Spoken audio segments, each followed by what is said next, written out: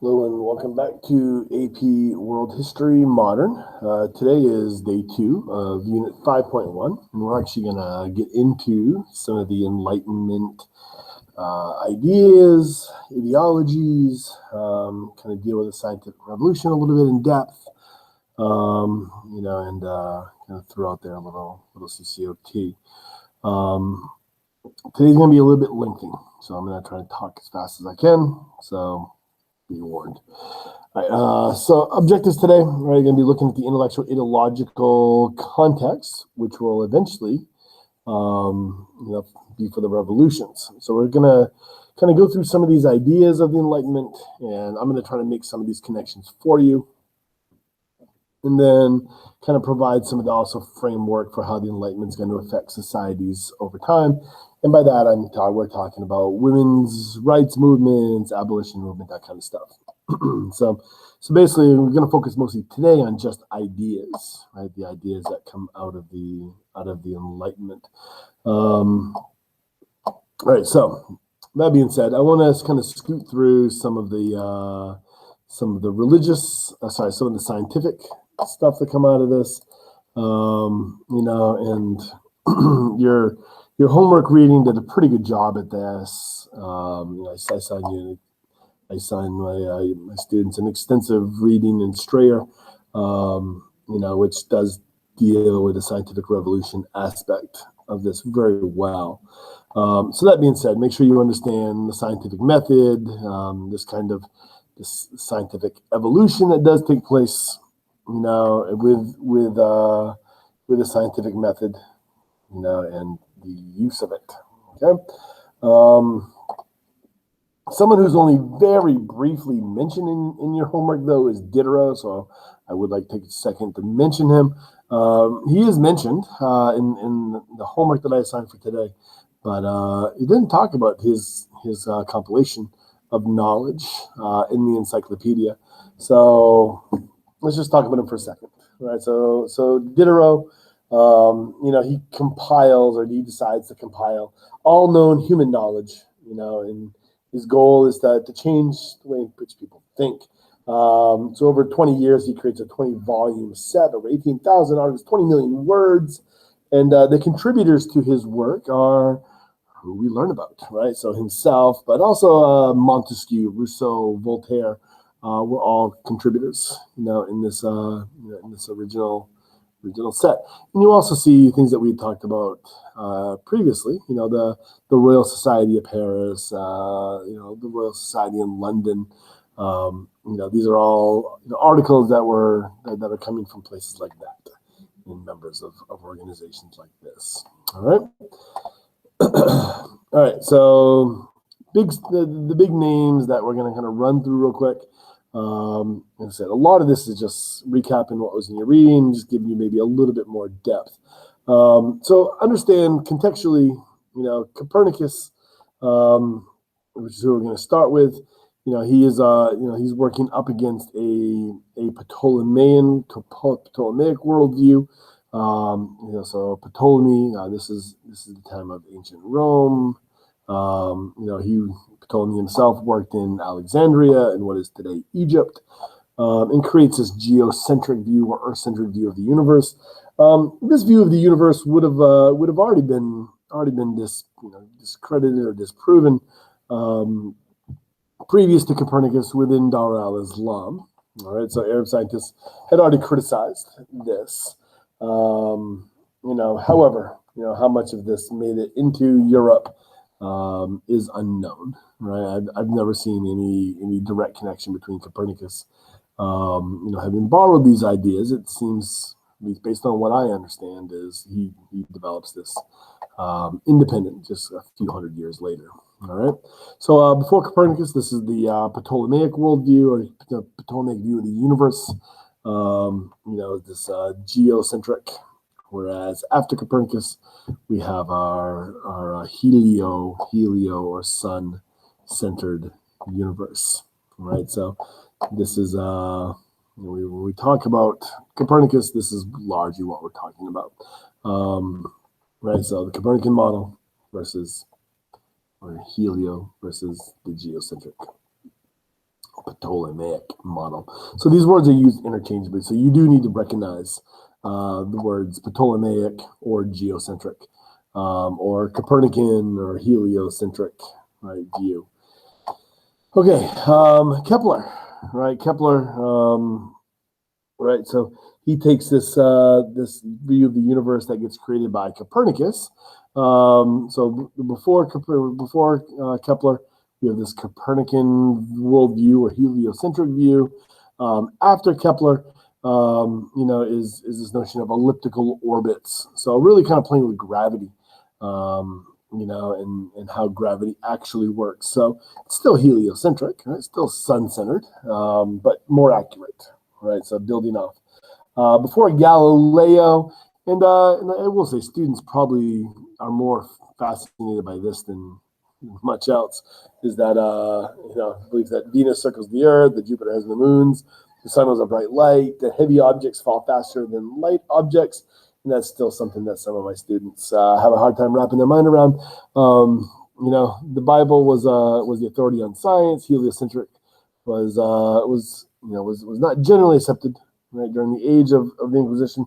The moon was a perfect sphere. The Saturn had no rings; you couldn't see it with the naked eye. And thermometers largely didn't exist. I use the word largely. All right, so, and then the invention of the telescope. And so after Galileo, right, the phases of Venus, Jupiter has 4 moons. And I will say I'm recording this in 2020, and I think in 2019 they had just discovered like 4 or 5 new moons on Jupiter. So this is one of those things that is evolving, right? So better optics means better view, right? Sun has spots, right? All objects fall at the exact same speed in a vacuum, right? The effects of gravity on it. Bible is the authority on morality, not science. Heliocentrism is accepted as fact. The moon has craters and mountains. You can actually see the rings of Saturn with a most basic optical telescope, and thermometers widely exist. Of course, the story of Galileo isn't all developments and happy. We have a quote here, during his, as a result of his Inquisition. So Galileo was, he had to go in front of the Inquisition, and he had to recant. So with sincere heart and pretended faith, I reject and detest the aforementioned error heresies of Copernicus, and also every other error contrary to the Holy Church. And I swear that in the future, I will never again say or assert anything that might cause similar suspicion towards me. So he recanted much of what he had spoken about and written about, right? After Galileo, the whole church's view on him will eventually evolve. So Isaac Newton, taught Galileo and Copernican ideas in England. So even though he had recanted, his ideas survive and they spread.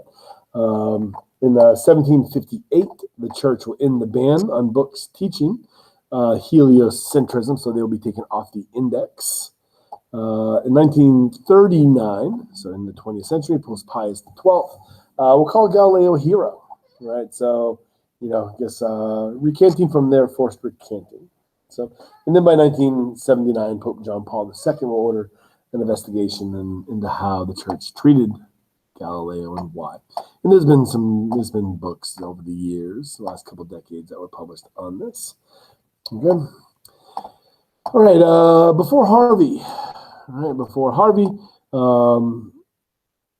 Galen, right? So Galen stated that the heart was the heat center of the body and was cooled by the lungs, and this was accepted as fact for 1,500 years. Right? Doctors proclaimed they'd rather err with Galen than proclaim the truth with Harvey. Harvey gives us, right, our understanding of the circulatory system. All right. So there's your scientific revolution in a nutshell. All right. Let's get into the political stuff. All right. So, Enlightenment.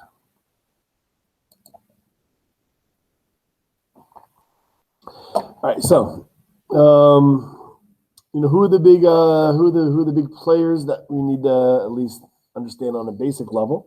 Thomas Paine on some level, right? We'll talk about George Mason on some level, Jefferson.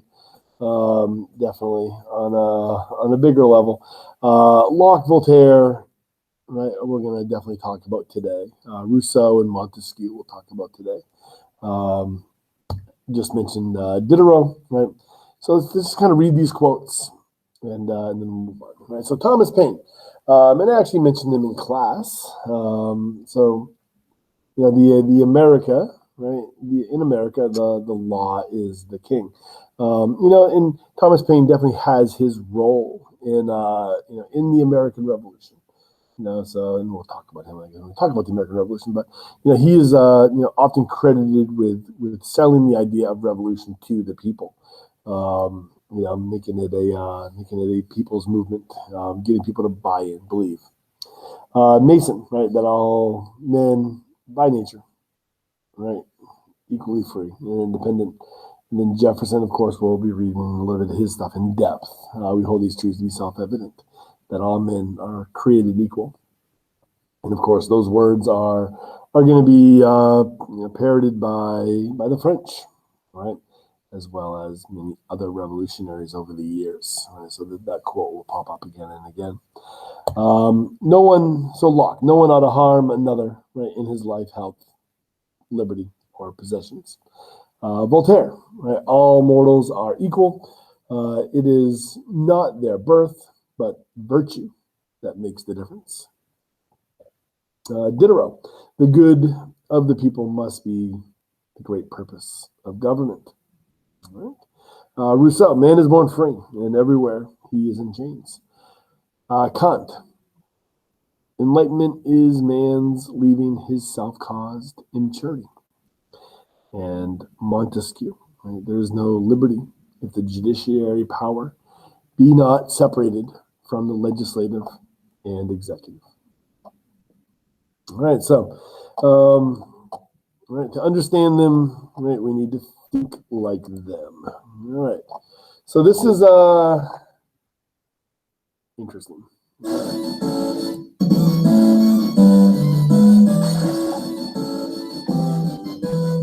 What is the purpose of government? Imagine a time before kings, presidents, or prime ministers, before the formation of society and civilization. This is what philosophers call a state of nature. In this thought experiment, people lived freely, without rules or formal laws. Right, so Hobbes, right?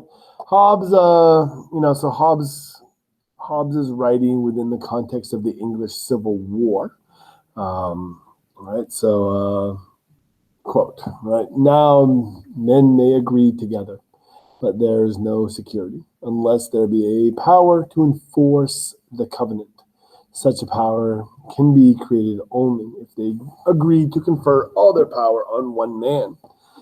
This is the generation of the Leviathan to which we owe our peace and our defense. So we have a biblical reference there, right, which is being used to justify the creation of an autocratic state.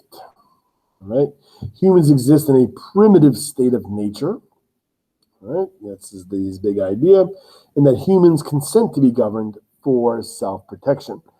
Right? That when we talk about why he's writing this or when he's writing this within the context of the English Civil War. You know, so the 1640s and 1650s. And what does the English Civil War bring? Well, first off, you could make an argument that it brings the very first political parties in the modern era. So those political parties are the Roundheads versus the Cavaliers. So the Cavaliers are the supporters of Charles I. The Roundheads are the supporters of Oliver Cromwell. So you have two different political ideologies that are in existence. One are the parliamentarians, those are the Cromwellian Roundheads, right? And then there's the Cavaliers, are the supporters of Charles, who are supporting, you know, a move towards a more autocratic form of government, right? A more absolutist form of government. Right, so it's he's writing within kind of this debate that's going on and this battle that's going on, and it literally becomes a battle. If you're not familiar with the English Civil War, the Roundheads and the Cavaliers actually fight. The Roundheads win, or the Parliamentarians win. Charles I ends up having his head chopped off, and then we get a decade period during the 1650s in which England is ruled by Parliament without a king. And you are seeing a new form of tyranny, right? A new form of democratic tyranny taking place during that time period, right? So it's within this time period that Hobbes is writing, and is definitely critical of this new form of tyranny of the masses, or tyranny of democracy. All right, so Hobbes. But what exactly does this state look like? For 17th century philosopher Thomas Hobbes, the state of nature is a war of all against all. Mankind's basic nature is fear, insecurity, death, and turmoil. And from this constant terror, people decided to surrender some basic rights to a sovereign entity, or what he called the Leviathan.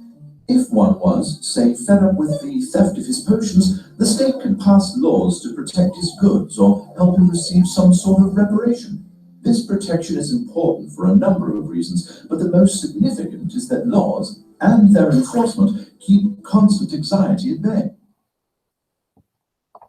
But what exactly? All right, so that's Hobbes, right? And the next person we need to kind of grapple with is Locke, right? So John Locke. All mankind being equal and independent, right? No one ought to harm another in his life, liberty, or property, right? Thus being the reason for having a government, all right? Locke's big ideas are people are sovereign, right? People are individuals, and those individuals are independent. And consent of the government for the protection of natural rights. So I, as a sovereign individual, can put my support behind, right, whatever type of government I want to. Okay, and I will consent. I will consent to be governed, right, for the protection of my natural rights. That means government exists to protect life, liberty, property. All right, Montesquieu. So in every government, there are three sorts of power: legislative, executive, and the judicial. When the legislative and executive powers are united in the same person or same body, there can be no liberty, right? Lest the same person or body should enact tyrannical laws or execute them in a tyrannical manner. Right? So, and of course, this is extremely influential on what becomes the United States. The best form of governments, right, include a separation of power, one that was not seen in places that have parliaments. Right, parliaments do not have a separation between the executives and the legislative. So, all right, so this is this idea that you cannot trust any one group or individual with power. Power needs to be chopped, needs to be divided. All right. All right, and then there's Jean-Jacques Rousseau. And there's a couple of quotes from him here. Every law the people has not ratified in person is null and void, is in fact not a law. So what he's saying here is that previous laws, right, are not valid. Right, previous laws that were passed in past generations should not be applied today. Man is born free, and yet we see him everywhere in chains. It's a nice, clear one. The problem is to find a form of association which will defend and protect with the whole common force, the person and the goods of each associate. All right. So the big ideas coming out of Rousseau is that the government itself is a contract between rulers and the people. All right. So this notion of individuals having the political power, and of course watch this. For 18th century Swiss-born French philosopher Jean-Jacques Rousseau, the state of nature is rather different than that conceived by Hobbes.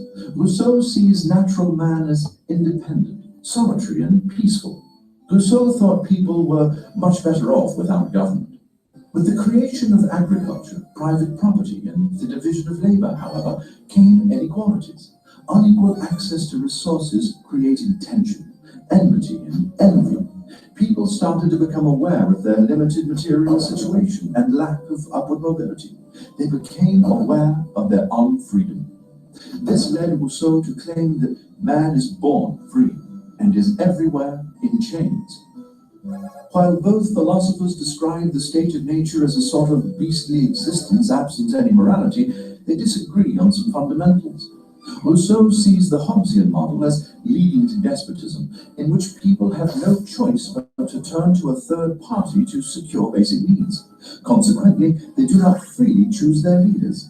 Rousseau argues that rather than choosing leaders out of fear, people choose to give up some power and rights, at least so that citizens can be equal. Rousseau dictated that decisions ought to be made for the sake of everyone, instead of a few. This would require that people follow a rule of law that they would follow on their own anyway. For Rousseau, people are better without government, because society means unfreedom and oppression. Whether out of fear or for the sake of equality, the consent to be ruled is called the social contract. So, listeners, I ask, who has it right? Do people need to be kept in line, or should they remain free to do as they wish? All right, next up, we'll talk about Rousseau again in a few minutes. All right. Voltaire. All right, so it does not require great art or magnificently trained eloquence to prove that Christians should tolerate each other. I, however, am going further. I would say that we should regard all men as our brothers. What? The Turk, my brother? The Chinaman, my brother? The Jew? The Siam, Thai? Yes, without doubt. We are not all children of the same Father. Are we not all children of the same Father and creatures of the same God? All right, so what is his big ideas? Religious toleration, freedom of speech is what we often associate with Voltaire with. Okay. All right, let's kind of move on a little bit here. As far as Voltaire or others are concerned, I do want to just kind of take this out and apply this kind of stuff a little bit. All right. So, all right, the basics are already been covered. All right. So, but because this is an AP class, I do want to provide a little bit of additional depth, beyond the basics. So let's just take a few minutes and and explore a little bit deeper here. All right, so we talk about Locke. Obviously, Locke, he much of his writings are done in, within the context of a different event. So we have W and M here. This is William and Mary. So what this is referring to is after Cromwell, right? After Cromwell in British history, we have the invitation of the monarchy back. So it'd be Charles II is invited back. And we see a pretty uneventful, rule from Charles II, during his lifetime. And, but when his secession came up, and we start talking about James II, there were issues, right? Religious issues, primarily. At least that's my understanding of it. So it's at this point this is the mid to late 1680s, that we see an event take place. In 1688, it is referred to as the Glorious Revolution. And what the Glorious Revolution is a overthrow of the monarchy, the invitation of a new monarch in, and those monarchs who come in accept terms, that limit their authority. So when we talk about England, after the Glorious Revolution of 1688, we're talking about a constitutional monarchy, right? So William and Mary are invited, right? William of Orange. William and Mary are invited in to become the monarchs of England in 1688. In 1689, they sign what is known as the English Bill of Rights, and this is where we get most of our Locke, John Locke's writings from, right? Or at least kind of the official stuff. So what does the English Bill of Rights do? It's, William and Mary give up their royal rights, to claiming absolute authority or power. And in doing so, right, they become a limited monarch, or a monarch whose powers are limited by a constitution. So, the natural rights, right, that Locke speaks of are guaranteed in the English Bill of Rights. And William and Mary promise that by signing this document that they cannot suspend the laws of Parliament, that no taxes can be passed without Parliament, that members of Parliament are free to petition the king, that free elections, right, free from royal or monarch interference, will be allowed, that members of Parliament will be allowed to question and criticize, right, free speech, no cruel and unusual punishments, and Parliament makes the laws, right? So the start of a constitutional monarchy, right? And so when we look at Locke, right, when we look at Locke, we need to make sure that you understand the application of what he's saying, and then how this stuff gets applied out to the American Revolution specifically. All right. So here's just a little kind of a breakdown chart, where we have our similarities. All right. So English Bill of Rights. Okay. And you can see the parallels between them. Okay. While we're also talking about Locke, because we are an AP class, we need to kind of talk about this kind of stuff as well. So John Locke, right, who lived through two revolutions in the 17th century, is certainly instrumental when talking about democracies, right? So Locke's writings inspired the language of rebellion in the United States, obviously his Declaration of Independence, but also in Jean-Jacques Rousseau's Social Contract, which will eventually shape the French Revolution.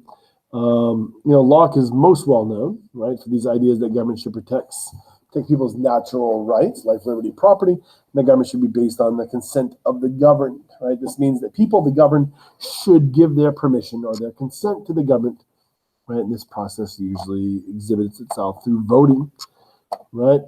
Locke has been criticized in the modern era, though, because in the modern era, people look back and they try to dig deep into these individuals' lives and try to find some kind of structural criticisms of them, right, for better or for worse. So on the right side, critics see him as too idealistic, as impractical. So all people, right, are not and cannot be equal, right? On the left, right, on the kind of political left, critics contend that Locke was a hypocrite, a philosopher who put forth radical ideas while working on behalf of colonialism and slavery. And we have some kind of give you some examples of these criticisms. The McPherson piece, Political Theory, Progressive Individualism, makes the most influential case that Locke regarded private property above all, right, including property in slaves. Post-colonialist thinkers, modern post-colonial thinkers, like what we see in liberalism and empire, right, saw Locke's philosophy as emblematic of Western ideals about democracy and rights that serve as cover for the oppression of indigenous peoples. implicating Locke in the cause of slavery. Colonialism has cast a shadow over Western liberalism and indeed democracy itself. So what is being argued here is that democracy is an inherently oppressive form of government, and its roots are embedded with the preservation of imperialism, exploitation, and slavery. All right. So dealing with kind of modern criticisms of this, Locke himself, or I should say, to counter some of these criticisms, Locke authored the fundamental constitutions of the Carolinas, right, which explicitly supported hereditary nobility and slavery. All right. So the argument that he supported slavery largely comes from this document. Every freeman of Carolinas, right, and it goes on, right, to support the institution of slavery. The kind of second evidence to support the criticism of Locke that is often used is the fact that Locke owned shares in the Royal African Company, which ran the African slave trade for England. So this is a joint stock company, right? And there's a story behind that. So Locke was paid by Charles II in Royal African Company stock for his service. So he was given an in-kind payment, for his service as a counsel in the foreign plantation official clerk, right, in 1672 to 73. And then 2 years later, Locke will sell those shares, right? People who support what Locke is saying say that Locke, or support Locke in that he was not supporting slavery, or maybe his views simply evolved and changed. Say that Locke later opposed slavery on the same grounds as hereditary monarchy, and helped justify his support for the Glorious Revolution in 1688. So what we see here is here's an excerpt from the first treaty, from his famous two treaties, right, in 1689. He says, slavery is so vile and miserable in the state of man, right, that 'tis hardly to be conceived that anyone would support it. You can go ahead and continue reading through this. So when we talk about the foundational documents of democracy, right, is one of the counter arguments towards or in support of Locke, that democracy and these foundational documents of democracy or modern democracy are actually anti-slavery. So you can see it in his two treatises. All right. Locke's second treatise, right, speculating what form of government would emerge in a state of nature. He begins by postulates, including the Golden Rule, right, builds on principles government should be based on consent. It has a particular purpose, mainly to protect its subjects. People don't have to obey a government, right, that no longer protects them. And the consent of ancestors does not bind the descendants. Each generation must consent for itself. Right, so kind of continuing on with this critique of hereditary monarch. And if man is in a state of nature, is free, the absolute lord of his own will, own person, and possessions. And you can continue reading this and pause this for yourself. And this is where we get our life, liberty, and property from. All right.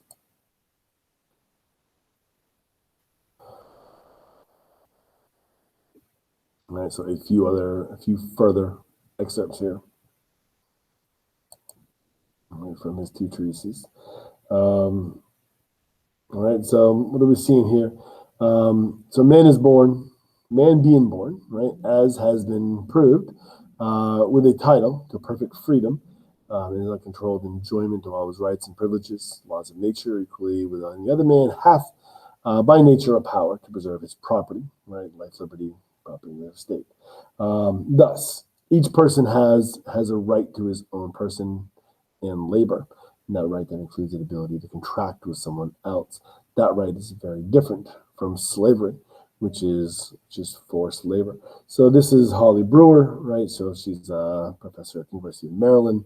Makes the asserts that slavery's origins in the Americas were in absolutism, not not liberal democracies, right? Not liberalism. All right. So this is kind of just one of those, things that is discussed at the university level, kind of both sides of it played out there for you. All right. So Locke's advice on government, right? What your understanding really needs to be, though, is more along these lines, right? State of nature, right, has law of nature to govern it. Reason teaches that all humans, right, all humans are equal and independent. No one ought to harm another.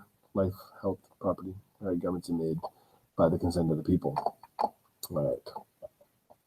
As far as Rousseau is concerned, there is, if you're really interested in Rousseau or Montesquieu, there's a limited amount of depth in which we need to understand this stuff from, but it's more of everyone, and I'm coming from Southside Christian School. So it's more of a European history to really dig in deep. But if you're interested, Tom Ritchie is pretty amazing as far as digging in deep to these political ideas. All right, so feel free. All right. Other Enlightenment, right, ideas. So Mendelssohn, right? We see his, very kind of similar to Voltaire.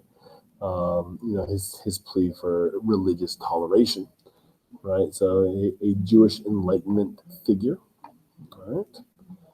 And in class, I often watch this. So this is another one of these, or this is just like a quick video that runs through the basics. His journey enlightenment. And what I'll often have the kids do is just kind of do what he does. So get a blank piece of paper out and go ahead and write these ideas down. And what he does is pretty solid. He identifies the major, philosophes. So Thomas Hobbes, he is in support of absolute monarchy.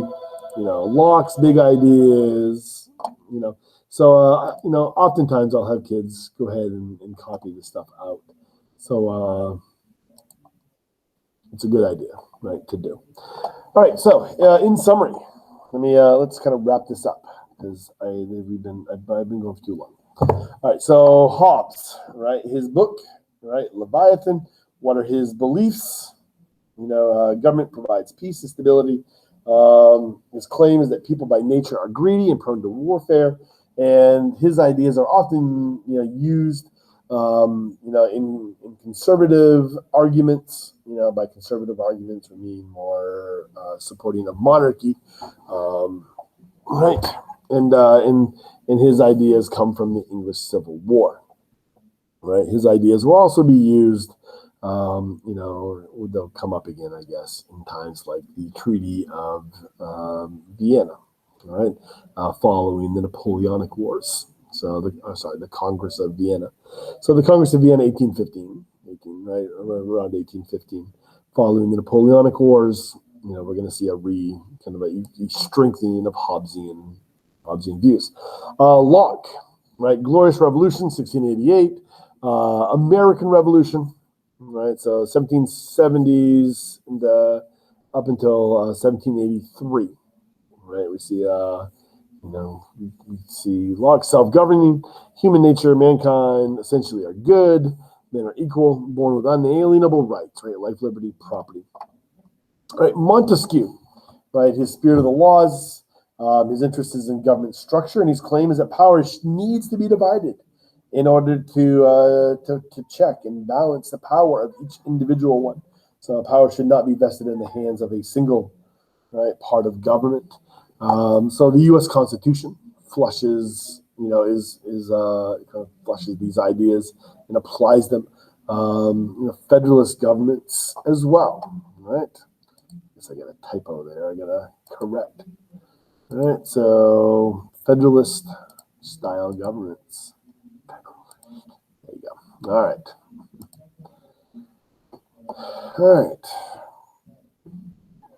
Voltaire, right? One of his most famous books, I mean, for most people who are, at least 20 years ago when I was in college, which I'm probably underselling that a little bit. When you take your intro to kind of European history course, you'll probably have to read Candide. It's a quick read, it's a very small book. It's a little Saturday afternoon kind of read. Interest, religion, right? Freedom of speech, religion, that kind of stuff. Religion crushes the human spirit. One must cultivate one's own garden. The First Amendment to the U.S. Constitution is a nice direct connection to him. Rousseau, right? So a different kind of social contract than we have with Locke. So individual rights. One finds freedom by sacrificing some individual goods, individual rights for the common good, right? So sacrifice your rights, sacrifice your individual rights for the common good. And we do see in history the application of Rousseau a few times.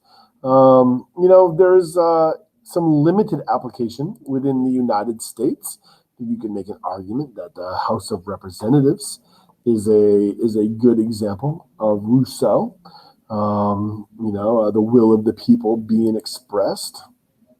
So, but also we see in the second phase of the French Revolution, right, the Jacobin phase, we see the application of Rousseau.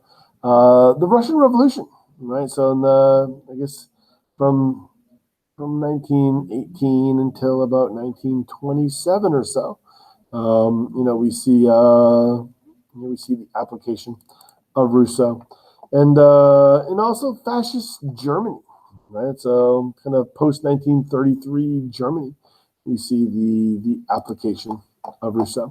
All right, other people who we'll kind of get to in a little bit. Adam Smith, right, publishes Wealth of Nations in 1776, and he's market economics, capitalism, right, industrial revolution, and then Wollstonecraft, who we'll talk about in a day or so. The Vindication of Rights of Women, right, is her piece. Her interest is individual rights, and women should have political rights, including voting and the right to hold office. And her ideas are going to be applied during the French Revolution, right? And we see some dialogue between her and some of the revolutionaries, and of course, Seneca Falls in New York in 1848. The suffrage movement and the suffragettes and the eventual women's right to vote. All right. So to quickly debrief, right? So know the beliefs, ideas of individual philosophes. Be able to connect those beliefs and ideas to historical movements and events and documents. Right? Make sure make those connections. Or in another way to put it is make sure you know this and then how this applies here. Know these, how this applies here. Right? Know these and how this gets applied. All right? And ideally, you need to be able to recognize these ideas and beliefs when you see them when you're reading a revolutionary document, like what you're going to have to do for your homework. So, right? So when you're reading this or when you're doing your homework, right? What is the main idea from these sources? And where are the Enlightenment ideas in the text itself? Right? So make sure you're able to do that for your homework. Okay. All right. So just as one last thing before we kind of move on, if you want a little further explanation of this, if you kind of scroll up from where you're watching this video, you'll see this kind of case study in social contract, right? The two forms of social contract.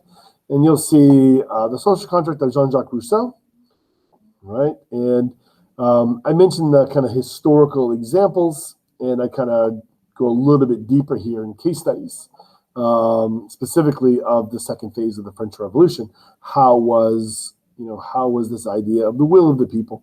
How did it actually play itself out, right? So the leader of this phase, Maximilien Robespierre, in his Committee on Public Safety, what did they really do? Right, so this is this will give you plenty of examples, and it is quite interesting to see how this manifested itself during the French Revolution. So I didn't I'll save some of the other examples for when we get to the Russian Revolution or the 1930s in Germany. But this one is relevant because we're about to cover the French Revolution, and we're seeing this. All right. Much of this comes out of Strayer, by the way. That's where I pulled most of this from. All right. As far as the social contract for John Locke, right? This is John Locke's social contract. So in looking at the reforms made during the American Revolution. All right. So this is if you can just pause it here, I guess, or you can go ahead and look up because that's all right there, and that'll kind of give you some better evidence, better specific evidence, of how these individual ideas and beliefs got applied. All right, that is all for today. That is all for today, and that was a long one, so I don't apologize, but it was a long one. All right, sapriati.